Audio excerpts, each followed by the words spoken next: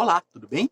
E hoje daremos prosseguimento ao estudo da obra Caminho, Verdade e Vida, analisando, lendo e comentando o capítulo número 6, que tem por título Esforço e Oração. Traz uma citação do Novo Testamento em Mateus, capítulo 14, versículo 23. E despedida a multidão, subiu ao monte a fim de orar à parte. E chegada já à tarde, estava ali só. Esta passagem de Mateus acontece após a multiplicação dos pães e dos peixes. Então Jesus faz aquela multiplicação, todo o povo come e depois ele despede o povo. Após despedir o povo, cada um ir para sua casa, ele então sobe a um monte onde estava e fica ali sozinho para orar. E então neste capítulo, Emmanuel irá abordar a relação entre a prece e o trabalho. Porque pode parecer muitas vezes que as duas atividades são antagônicas, enquanto, na verdade, não são. Uma complementa a outra. Vejamos o seu comentário. De vez em quando, surgem grupos religiosos que preconizam o absoluto retiro das lutas humanas para os serviços da oração. E realmente, na história humana, muitas vezes surgiram esse tipo de grupo, isolando as pessoas para que elas apenas orassem, retirando-a do convívio familiar, das provas da vida, da luta diária de cada dia, como se a oração fosse o oposto de estar no mundo, enquanto não o é. Jesus mesmo deu um vasto exemplo. O versículo escolhido é muito significativo. Após fazer a multiplicação, ou seja, após o trabalho, Jesus então se retira para orar. Mas ele não sai da luta humana. É muito comum que se tenha essa ideia de que a oração, por entrar em contato com Deus, é necessário estar afastado, estar separado. De uma certa forma, sim, mas com referência ao recolhimento interno. Não necessariamente é um recolhimento da vida social. Não exatamente um isolamento que signifique solidão, que significa estar afastado dos outros. Vejamos como Emmanuel prossegue. Nesse particular, entretanto, o mestre é sempre a fonte dos ensinamentos vivos. O trabalho e a prece são duas características de sua atividade divina. Jesus não ficou apenas retirado nos montes orando, assim como também não ficou só no meio do povo. Ele juntou as duas coisas, associando-a uma à outra, para que nenhuma das duas ficasse em excesso e nenhuma das duas também ficasse faltando, que houvesse o equilíbrio. Jesus nunca se encerrou à distância das criaturas, com o fim de permanecer em contemplação absoluta dos quadros divinos que iluminavam o coração, mas também cultivou a prece em sua altura celestial. Despedida a multidão, terminado seu esforço diário, estabelecia a pausa necessária para meditar à parte, comungando com o Pai na oração solitária e sublime. E assim também deve ser a nossa vida. Estarmos na luta diária, pelo sustento de cada dia, dentro da nossa família, nas atividades no centro espírita, mas também reservarmos os nossos momentos de conexão com o Pai. A nos alegrarmos, chorarmos, rirmos, nos entristecermos, enfim, lutarmos, auxiliarmos os outros, mas buscar também o auxílio íntimo com o Pai. É esse o exemplo que Jesus nos deu. Associarmos as duas coisas. Trabalho e oração não são opostos. Não é um ao contrário do outro. Os dois seguem, na verdade, uma mesma linha. E Emmanuel segue. Se alguém permanece na Terra, é com o objetivo de alcançar um ponto mais alto, nas expressões evolutivas, pelo trabalho que foi convocado a fazer. E pela oração, o homem recebe de Deus o auxílio indispensável à santificação da tarefa. Nas lutas diárias, nos dias a dias, nas tarefas que nós desenvolvemos, nós sempre acabamos, de uma forma ou de outra, nos cansando.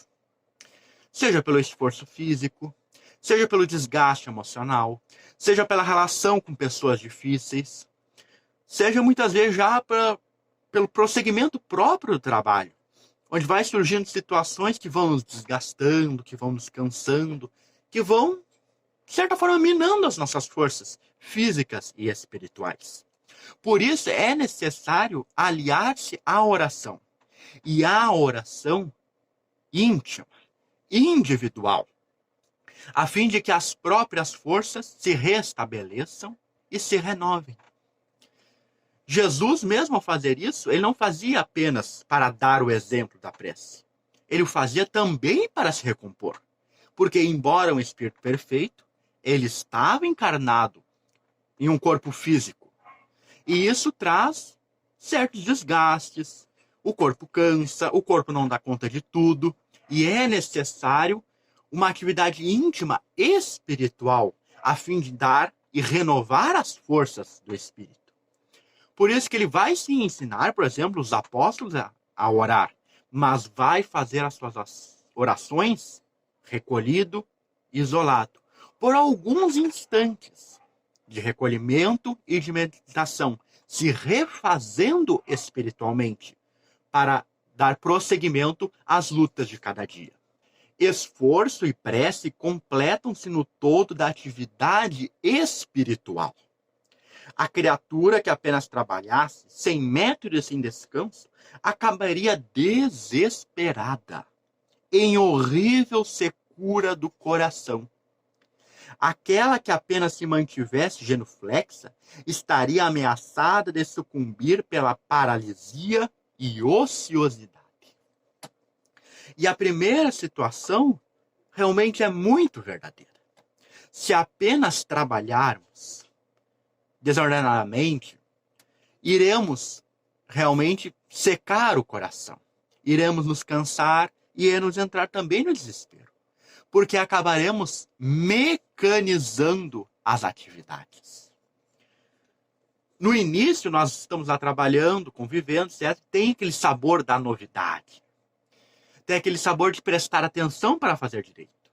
Mas conforme o tempo passa e a novidade se desgasta e deixa de ser novidade, e nós nos habituamos já a fazer de uma certa forma, de nos comportarmos de determinada maneira, de fazer assim ou daquele jeito, se não tivermos o cuidado, acabaremos mecanizando, robotizando a tarefa e as nossas próprias ações.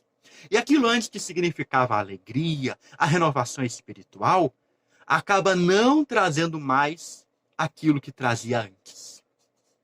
Apenas surge o cansaço, o esgotamento, a vontade de ir embora de uma vez, a vontade de não ir, por aí vai. É a falta da renovação espiritual através da prece íntima, recolhida, onde temos o contato de nós para com o Pai e tão somente isto. Do lado oposto, se também vivemos apenas em oração, jamais movimentaremos as forças do Espírito. Jamais conseguiremos avançar. Teremos até energias e disposições, mas não os usaremos. Acabarão por se tornar inúteis. Orar é importante? Claro que é. E todos nós que conhecemos os ensinamentos espíritas sabemos disso. Trabalhar também, da mesma forma. Mas se um estiver em excesso e o outro faltando, haverá problemas.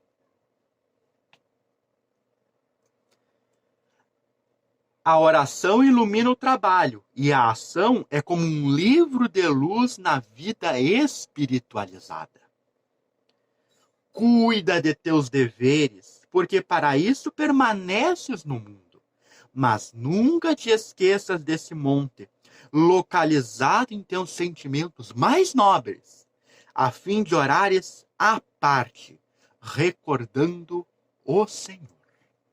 E vejamos como o Espírito Emmanuel termina esta mensagem de uma forma muito bela. Porque ao lermos o versículo, nós interpretamos rigorosamente, ao pé da letra, o monte como sendo um monte. A montanha ali de terra, de pedras, tem tantos...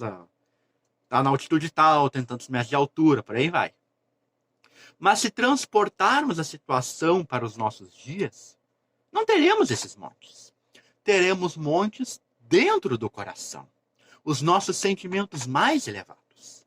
Porque também orar não é jogar fora, da boca para fora, os nossos desesperos, as nossas angústias, os nossos temores. É primeiro se elevar nesse monte do sentimento mais nobre.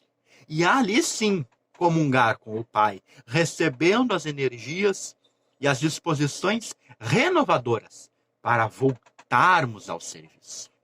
É sempre necessário aliar a oração e o trabalho, a fim de que os dois sejam enobrecidos, porque afinal é esse o conceito que nos traz o Espiritismo. Portanto, no trabalho da casa espírita, além das orações feitas em coletivo, nos trabalhos de preparação, nas aberturas dos trabalhos, por aí vai, que sempre tem, é necessário também o nosso recolhimento íntimo, a montanha mais alta dos nossos sentimentos, a fim de obtermos a renovação espiritual necessária e para que o trabalho continue proporcionando as alegrias espirituais que fazem com que sigamos nele. E para finalizarmos, gostaríamos de relembrar uma questão muito interessante que temos em O Livro dos Espíritos. Ao tratar das leis morais, da lei de adoração, livro 3, capítulo 2, a questão 661 tem uma pergunta bastante interessante e a resposta mais curiosa. Vejamos. Pode-se utilmente pedir a Deus que nos perdoe nossas faltas? É a resposta. Deus sabe discernir o bem e o mal. A prece não oculta as faltas. Aquele que pede a Deus o perdão de suas faltas não obtém senão mudando de conduta.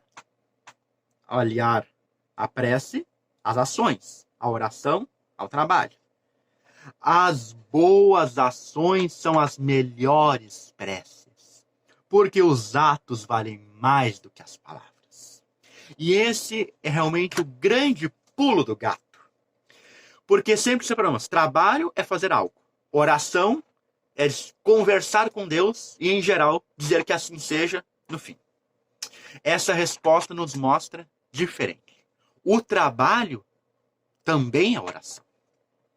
Quando feito conectado com a divindade. Quando subimos ao monte mais elevado do nosso sentimento e trabalhamos nessa sintonia, trabalhamos nessa vibração, trabalhamos com essa disposição e essa mentalidade. Nesse caso, o trabalho também é feito. E não necessariamente vai ser dita alguma palavra. Pode ser o trabalho mais silencioso, anônimo e desprezado. Se feito nessas condições, também será uma prece.